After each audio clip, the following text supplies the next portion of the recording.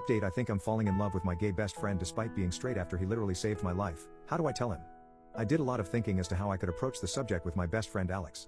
I also spent a lot of time thinking about everything I saw coming from his end, like his eyes lingering or him kissing me on the cheek, whether that was all real or it was all in my head and he only saw me as a friend.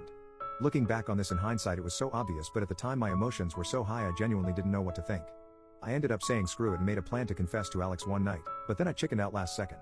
So that night I stayed awake and crushed myself out for being a wuss and promised myself to tell him the next day. I ended up chickening out again.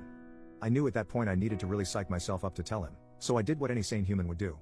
I went onto my Twitter account and scheduled a post for the next morning which would consist of a simple tweet of the N-word. I'm white. So if I didn't tell Alex about my feelings for him, that post would go up. This was all the motivation I needed to tell him what I really felt that same day. I remember approaching him with my heart racing, my palms were sweaty and my knees were heavy, there was gonna be vomit on my sweater soon. But I manned up and sat him down. I proceeded to tell him everything.